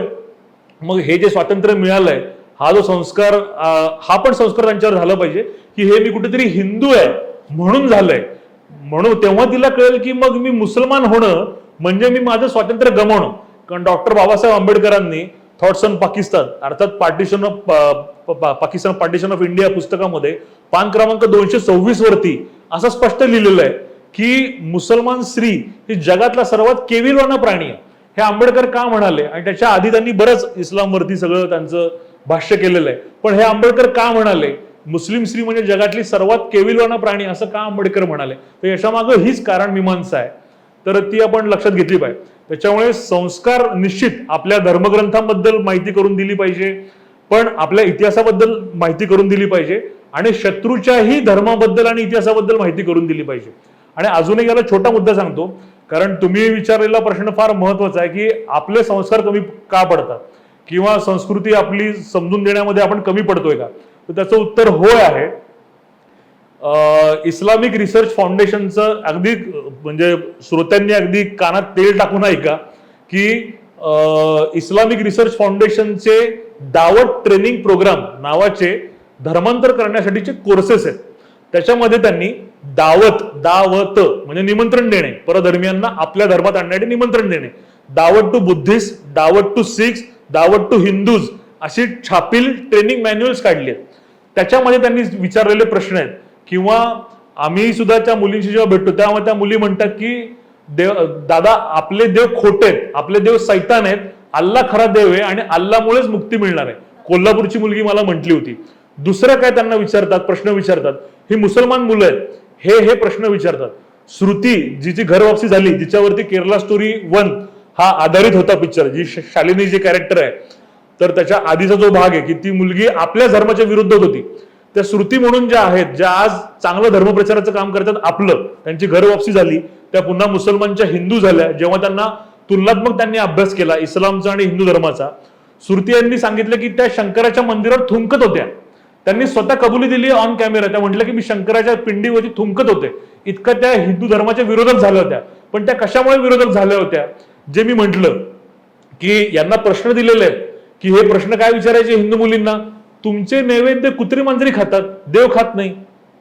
तुमच्या मूर्त्या तुटतात, मूर्त्या चमत्कार करत नाहीत, मग असं कसं काय. ख्रिश्चन मुलगी असेल तर तिला विचारा की वडिलांशिवाय म्हणजे बिना बापाचा जन्म कसा झाला. असे अवघड प्रश्न त्यांना विचारायचे. जर मूर्तीमध्ये तुम्ही मूर्ती पूजा करता, पण मूर्त्या का तुटतात, मंदिरं का तुटतात, तुमचे नैवेद्य कुत्री मांजरी का खातात, असे यांचे प्रश्न आहेत.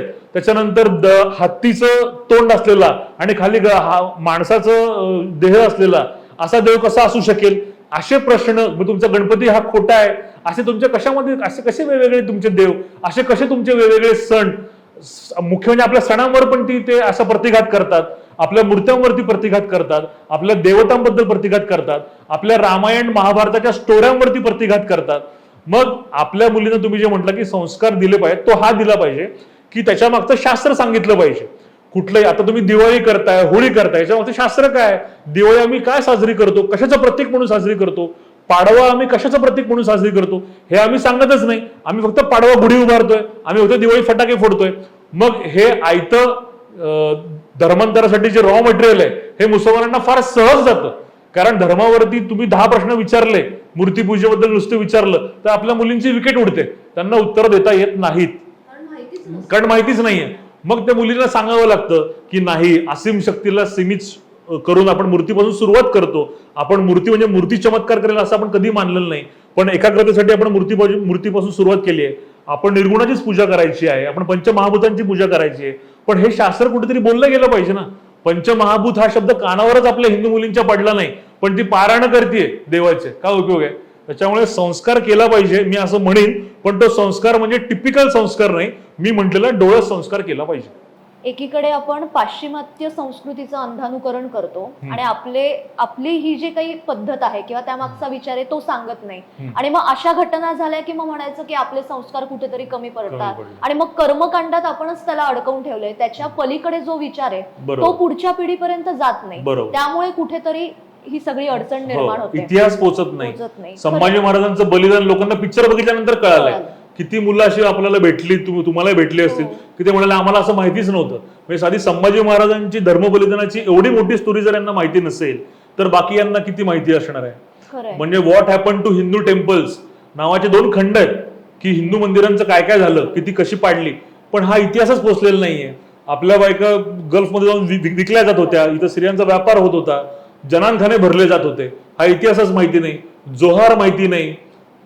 तर त्याच्यामुळे इतिहास माहिती नसल्यामुळे फार मोठा प्रश्न निर्माण झाला.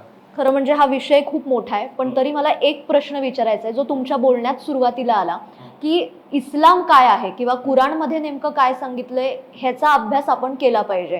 म्हणजे शत्रू समजून घ्यायचा असेल तर त्याची सगळी मानसिकता समजून घेणं गरजेचं आहे. त्यासाठी तुम्ही काही प्रशिक्षण वर्ग सुद्धा घेतात, पण याला कसा रिस्पॉन्स मिळतो आणि हे शिकणं का गरजेचं आहे प्रत्येकाने. कारण माझ्यासाठी सुद्धा हा विचार नवीन होता की त्याच्यासाठी मी कुराण शिकलं पाहिजे, तर हे का गरजेचं आहे. कारण मी म्हटल्याप्रमाणे जेव्हा मी कुठेतरी शत्रू म्हणतोय, मी पोटेन्शियल शत्रू म्हणतोय की मी शत्रू म्हणतोय, याचं कारण काय, मला हाऊस म्हणून नाही. म्हणजे 20-22 वर्षापूर्वी मी कट्टर सर्वधर्म समभावी होतो. माझं अशी स्पष्ट भूमिका होती की सर्व धर्म समान असतात, कारण मला आईच्या दुधापासून तेच पाजलं गेलं होतं की सर्व धर्म समान असतात. खाली काही माणसं बिघडत असतील, काही घटनांना अंजाम देत असतील, पण धर्म चांगला असतो.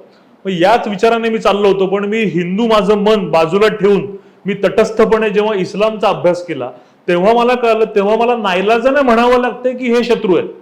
कारण जर ते मला शत्रू म्हणतात, या जगाची विभागणी मुस्लिम आणि गैरमुस्लिम अशी यांनी केली आहे, आम्ही नाही केली. मोमीन आणि काफिर अशी जगाची विभागणी यांनी केली आहे, आम्ही नाही केली.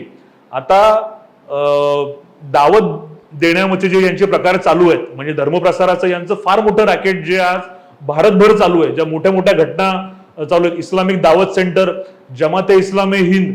जमाते इस्लामे हिंदचं ब्राउशर मी माझ्या पुस्तकामध्ये स्कॅन करून टाकलंय. त्याच्यामुळे त्यांनी लिहिलं की हिंदूंमधल्या भटक्या विमुक्तांसाठी आपल्याला विशेष प्रयत्न करायचे आहेत धर्मांतरित करण्यासाठी. म्हणजे काय प्लॅनिंग चालू आहे बघा. आणि मुंबईमध्ये मात्र मोठमोठ्या होर्डिंगवर काय लिहिणार, इस्लाम शांततेसाठी, इस्लाम फॉर ऑल. हा यांचा प्रचारातला फरक आहे, हा हिंदूंनी समजून घेतला पाहिजे. त्याच्यामुळे आपल्याला कुराणाकडे यावं लागतं. आम्ही अभ्यास वर्ग घेण्याचं कारण ते की जोपर्यंत तुम्हाला कुराण कळत नाही तोपर्यंत जमाते इस्लामे हिंदचं ब्राउशर काय निघतं मुस्लिमांसाठी आणि सर्वसामान्य हिंदूंना मूर्ख बनवण्यासाठी तुम्ही कुठले होर्डिंग लावता, हा फरक तुम्हाला कळणार नाही. असे अनेक प्रश्न आहेत की ज्याच्यामध्ये गंगा जमुना तहजीबचे जे जे प्रश्न आहेत हे कळण्यासाठी तुम्हाला इस्लाम कळला पाहिजे. त्याचा अभ्यास वर्गातूनच तुम्हाला ते कळणार. तर मी म्हटल्याप्रमाणे या जगाची विभागणी मुस्लिम आणि गैरमुस्लिमांमध्ये किंवा भूमीची विभागणी दारुल हरब आणि दारुल इस्लाम ही आम्ही नाही केली, तुम्ही केलेली. आम्ही सर्व मानवांना मानव समजायला तयार आहोत आणि समजतोच आहोत. आम्ही कुठेही म्हणत नाही की कोणतरी जन्मापासून वेगळा आहे, पण यांच्यावर जो इस्लामचा संस्कार होतो त्याच्यामुळे यांना हे शिकवलं जातं की तुम्ही जे इस्लामची पूजा, जे इस्लाम मानत नाहीत, जे अल्लाला मानत नाहीत, ते सगळे कुफ्र करणारे ठरतात, म्हणजे घाणेरडं काम करणारे ठरतात, म्हणजे काफरी ठरतात. दुसरी गोष्ट शिर्क म्हणजे अनेकेश्वरवाद, जे अनेक देवांची पूजा करतात ते मुश्रिक म्हणजेच काफिर, तेही त्यांना चालत नाहीत. त्याच्यामुळे हे आमचं म्हणणं नाहीये, म्हणजे ते टिपिकल नाना पाटेकरचं ये हिंदू का खून ये मुसलमान का खून, आप पहचान इसमें से हिंदू का कोणसा मुसलमान का कोणसा, अशा भंपक डायलॉगनी काही होणार नाही हो त्याच्यामध्ये. आणि हे आम्ही म्हणत नाहीये, उलट आम्ही वसुदैव कुटुंबकम म्हणतोय, सर्वदेव नमस्कारम म्हणतोय. आम्ही 33 कोटीमध्ये एक ऍड करू अल्लाला आणि जिससला, आम्हाला काही प्रॉब्लेम नाही. म्हसोबा, रोकडोबा, चेडोबा आणि त्याच्याबरोबर अजून आम्ही एक अल्लाला पण ऍड करू. तुम्हाला चालणार आहे का आम्ही अल्ला बरोबर गणपतीची पूजा केलेली? तुम्हाला चालणार आहे का आम्ही अल्ला बरोबर खंडोबाला मानलेलं? तुम्हाला चालणार आहे का आम्ही अल्ला बरोबर देवीला मानलेलं? कुराणामधली एक सूरा आहे ज्याच्यामध्ये, आणि मी हे सांगतो तुम्ही पुस्तकामध्ये बघा, कुराणामध्ये बघा, त्याच्यामध्ये दिलेलं आहे की तुमच्या देवींना ते सैतानाचं रूप म्हणतात. आता आमच्या देवदेवतांना तुम्ही सैतानाचं रूप म्हणता. मी याच्यामधले आयाती आहेत, त्याच्यामध्ये कुराण सूरा क्रमांक 2 मध्ये तुमच्या देवदेवतांना त्यांनी बनावट उपास्य म्हटलंय, बनावट उपास्य. तुमच्या देवदेवतांना त्यांनी निर्जीव देव म्हटलंय. हे मी सांगतोय, हे कुराणातले शब्द सांगतोय. मग हे वाचल्यानंतर मग मला सांगा, धर्माधर्मामध्ये फूट कोण पडतंय, तुम्ही का आम्ही? आता हे दावत करण्यासाठी, म्हणजे आता येणं केणं प्रकारानं गोड बोलून मला तुम्हाला कन्वर्ट करायचंय. तुम्ही गैरमुसलमान आहात, तुम्ही हिंदू आहात, मग मला निमंत्रण द्यायचंय. याच्यासाठी हे काय करतात, एक फुकट कुराण वाटपाची यांची मोहीम आहे. फुकट कुराण वाटायचं आणि मोठमोठे पब्लिशर, कुठे कुठे बुक फेअर असतात, तिथे हे कुराण ठेवतात किंवा यांचे जमाते इस्लामी यांचे स्टॉल पण असतात. तर यांच्या इस्लामिक दावत सेंटर आहे, त्यांचे पण काही स्टॉल्स असतात, वेगवेगळ्या ज्या धार्मिक संघटना आहेत त्यांचे स्टॉल्सवरती किंवा ऑनलाईन सुद्धा हे तुम्हाला कुराण वाटतात. तुम्ही ते कुराण हातात घ्या. त्या कुराणावरती बाकी कोपऱ्यामध्ये एक लिहिलेलं असतं, for dear non Muslim brothers. म्हणजे तुमची आयडेंटिटी तर नॉन मुस्लिम म्हणून अंडरलाईन करतात. फॉर डिअर ब्रदर्स का नाही म्हणत? भाऊच आहे ना, तुम्ही धर्म मानत नाही ना, धर्म काय आणायचा नाही ना मध्ये. For dear sisters and brothers म्हणा, for dear non Muslim brothers. म्हणजे ते हा फरक करतात. मुफ्ती वाजिदी जे म्हणतात ना, मुफ्ती वाजिदी त्यांच्या भाषणामध्ये म्हणतात की मुसलमानांनी धर्मप्रसार करताना पहिल्यांदा स्वतःला वेगळं समजायला शिका की तुम्ही मुसलमान आहात, तुम्ही किती भाग्यवान आहात, तुमचा जन्म मुसलमान म्हणून झाला आणि तुम्ही गैरमुसलमानांना इस्लाम करणं, मुसलमानमध्ये आणणं हे तुम्ही पवित्र काम करताय. याच्यासाठी तुम्ही त्यांच्यावर उपकार करताय, अशा भावनेने काम करा, हे मुफ्ती वाजिदी म्हणताय. त्याच्यामुळे धर्मावरून भेदभाव आम्ही करत नाहीये, धर्म भेदभाव तुम्ही करतायत आणि हे प्रश्न त्यातून निर्माण झालेत. आणि हे समजून घेणं गरजेचं आहे खरं म्हणजे. अगदी. आपल्याकडे एक म्हण असते, अज्ञानात सुख आहे, पण आता हे म्हणण्याचे दिवस गेले. अज्ञान जर असेल या बाबतीत तर आपल्याला वेडे बनवण्याचे हे सगळे धंदे आहेत. त्यामुळे खरंच म्हणजे इस्लाम समजून घेणं ही आता काळाची आणि इस्लाम समजून घेणं काळाची गरज. जशी आम्ही या बेसिक थिओलॉजी बद्दल म्हटलं, काफिर कोण, मुसलमान कोण, मूर्तीपूजेबद्दल काय, अनेकेश्वरवादाबद्दल काय, at the same time Hindu मुलींनी इस्लाम का समजून घेतला पाहिजे. कारण मी जे नेहमी माझ्या व्याख्यानामध्ये सांगतो की 100 रुपयाच्या स्टॅम्प पेपरवरती मुस्लिम होणं आणि मुस्लिम पत्नी म्हणून आयुष्य जगणं यातला फरक त्यांना लक्षात आला पाहिजे. कारण मुस्लिमांचे जीवन व्यवहार त्यांना माहिती नसतात. मग इस्लाम मधला तलाक तुम्हाला कळला पाहिजे. तोंडी तलाक आपल्याला माहिती आहे, झोपेत रागाच्या भरात दारूच्या नशेत दिलेला सुद्धा तलाक ग्राह्य धरला जातो. SMS वर 3दा टाईप करून पाठवला तुम्हाला तो तलाक ग्राह्य धरला जातो. हे हिंदू मुलींना माहिती पाहिजे. हे तुम्हाला जर इस्लाम कळला तरच तुम्हाला माहिती होणार आहे.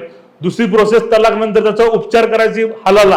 हा हलाला तर किती गंभीर प्रकरण आहे, सगळ्यांना माहिती आहे. मी पॉडकास्टमध्ये मुद्दाम सांगतो की सगळ्यांना माहिती व्हावं म्हणून, की तलाक दिल्यानंतर त्या बाईने त्या बाईच्या दुसऱ्याशी लग्न लावायचं, मग त्या दुसऱ्या नवऱ्याने हिला परत तलाक द्यायचा, मग ही हरामची पुन्हा हलाला होते. म्हणून ती हलाला प्रोसेस. हे हलाला आपल्या मुलींना माहिती पाहिजे.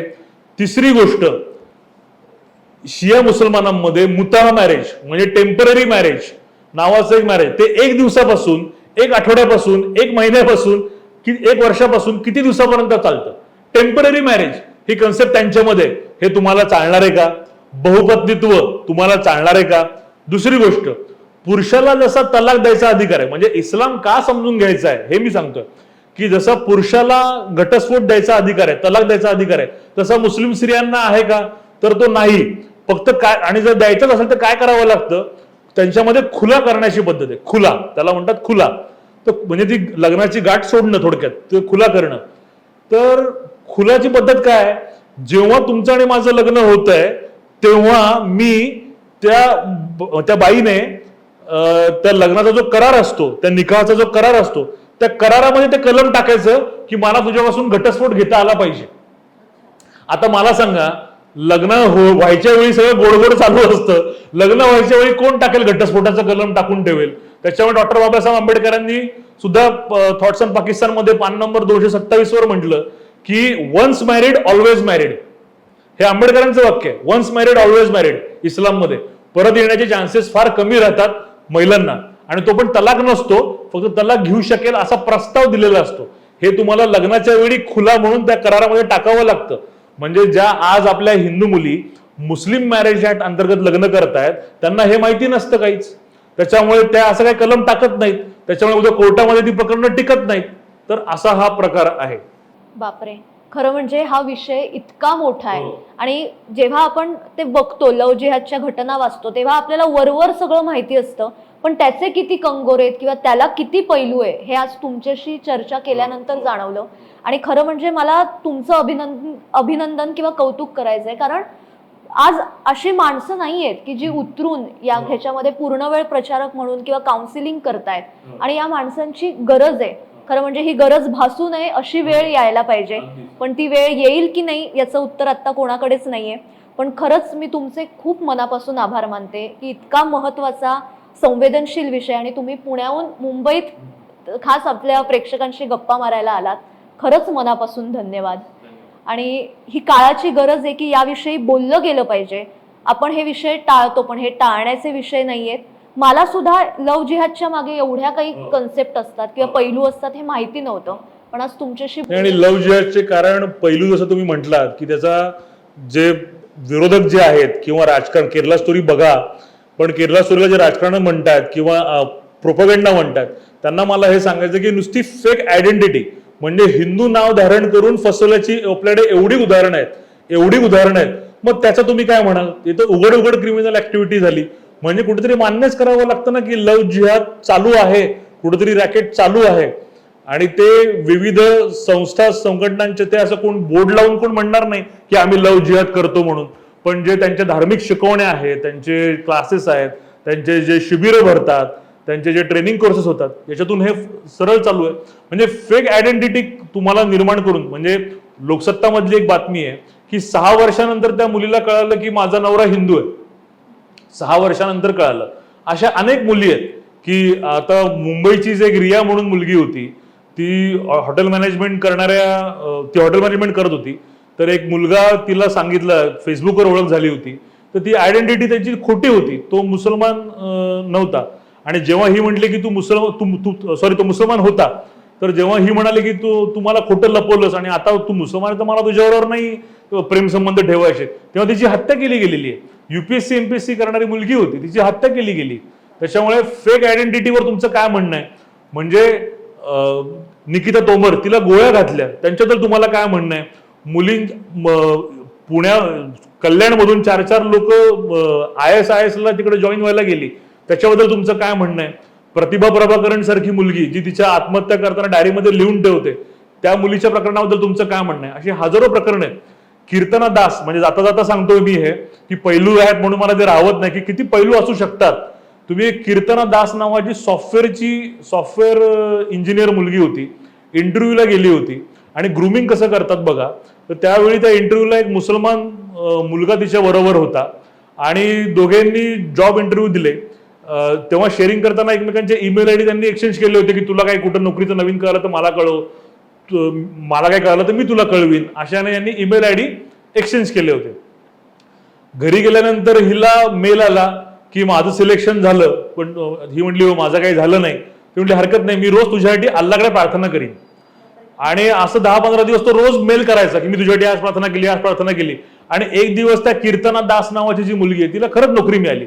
तर तिला आता कर्मधर्म संयोगाने तिला नोकरी मिळाली, तिच्या क्वालिफिकेशनवर नोकरी मिळाली. पण तिला असं वाटलं की खरंच मला याच्या अल्लाच्या प्रार्थने मला मिळाली, म्हणून ती त्याच्या संपर्कात आली. मग याने मगाशी म्हटल्याप्रमाणे आपल्या हिंदू धर्माबद्दल पूर्ण नकारात्मक चित्र निर्माण केलं आणि हा फार मोठा अजेंडा त्यांचा चालू आहे. ते नकारात्मक चित्र निर्माण झाल्यानंतर ही इस्लामात धर्मांतरित झाली. आणि थोडक्यात सांगतो, विष्णू आणि संगीता दास वडील रेल्वेमध्ये उच्च पदावरती, हे आई वडील जेव्हा दोघे भेटायला गेले त्या मुलीला, तेव्हा ती इतर मुस्लिम मुलींना शिकवत होती. 2 वर्षानंतर तिची मुस्लिम काझीमध्ये रूपांतर झालं. म्हणजे एक सॉफ्टवेअर इंजिनियर ते एक मुस्लिम काझी असा कीर्तना दासचा प्रवास झाला. अशी हजारो उदाहरणं आहेत. आणि शेवटचं वाक्य सांगून थांबवतो की व्हॉइस ऑफ जस्टिस नावाचा रिपोर्ट इंटरनेटवरती आहे. जे कोण पॉडकास्ट बघतायत त्या सर्वांना माझं विनंती आहे की व्हॉइस ऑफ जस्टिसचा रिपोर्ट बघा. त्याच्यामध्ये एक्स IPS आहेत, एक्स ॲडिशनल सॉलिसिटर जनरल आहेत, एक्स डॉक्टर MD अशी चांगली मंडळी आहेत, एक्स गव्हर्नमेंट अधिकारी आहेत. अशा सर्वांनी व्हॉइस ऑफ जस्टिसच्या नावाखाली या संस्थेने लव्ह जिहादवरती रिपोर्ट तयार केला आणि त्यांनी पण शेकडो अशा केसेसचा अभ्यास केला आणि त्यांनी सांगितलं की हो लव्ह जिहाद घडतोय. इव्हन केरळ हायकोर्टने सुद्धा सांगितलं की लव्ह जिहाद घडतोय. त्याच्यामुळे आम्हीच जर आमच्या डोळ्यावर जर झापडं बांधली असतील आणि एवढे हजारो पुरावे समोर येत असतील की एवढ्या एका नॉन बायस कमिटीने एक रिपोर्ट तयार केलाय, त्याच्यामध्ये मोडस ऑफ ऑपरेंडी दिलेली आहे की कसे वेगवेगळे मार्ग कुठले आहेत लव्ह जिहादचे, हे त्यांनी त्याच्यामध्ये डिस्कस केलेलं आहे. नार्कोटिक्सचा विषय त्यांनी हँडल केलेला आहे. तर असे विषय सुद्धा घेऊन जो रिपोर्ट तयार केलाय तो पण रिपोर्ट सर्व प्रेक्षकांनी बघावा अशी मी विनंती करेन. म्हणजे तुम्ही ही उदाहरणं सांगितल्यावर एक लक्षात आलं, उच्च शिक्षित मुली जर अशा घटनांना बळी पडत असतील तर त्याच्यापेक्षा मोठं दुर्दैव. माझ्याकडे जी एक केस आली होती मॅडम, ICICI बँकेमध्ये असिस्टंट मॅनेजर असणारी मुलगी गॅरेज मेकॅनिक बरोबर पळून गेली. बापरे, अशा शेकडो केसेस आहेत. म्हणजे जाता जाता मी सुद्धा मुलींना आणि त्यांच्या पालकांना एवढंच सांगेल, आणि खास करून मुलींना, आपल्या धर्माबद्दल अभिमान बाळगा. कारण इतकं स्वातंत्र्य तुम्हाला दुसऱ्या धर्मात आणि खास करून मुसलमानांमध्ये मिळणारच नाही. आणि मेरा अब्दुल ऐसा नाहीये असं म्हणण्याआधी पणतीला जपताना हे पुस्तक नक्की वाचा आणि प्रत्येकाने आपल्या संग्रही ठेवा. तरच आपण लव्ह जिहादच्या जाळ्यात अडकण्यापासून नक्की वाचू शकतो. खरंच पुन्हा एकदा खूप खूप धन्यवाद. कारण इतक्या गोष्टी नव्याने कळल्यात. आता तरी अनेकांचे डोळे उघडतील, ज्यांना विश्वास नव्हता त्यांचा सुद्धा विश्वास बसेल अशी खात्री आहे. आणि तुम्हाला सगळ्यांना हा भाग नक्कीच आवडला असेल, कारण मनोरंजन किंवा चर्चा याच्या पलीकडे जाऊन आज काळाची गरज म्हणून ही चर्चा होती आणि ती नक्की ऐका. मुलींना, आपल्या घरात मुली असतील, ओळखीत मुली असतील, त्यांना सुद्धा पाठवा, कारण ही काळाची गरज आहे. आजच्या भागात इथेच थांबते, पण अशाच महत्त्वाच्या विषयांसह आपण रोज भेटणार आहोत. त्यासाठी साप्ताहिक विवेकच्या YouTube चॅनलला आजच सबस्क्राईब करा. धन्यवाद.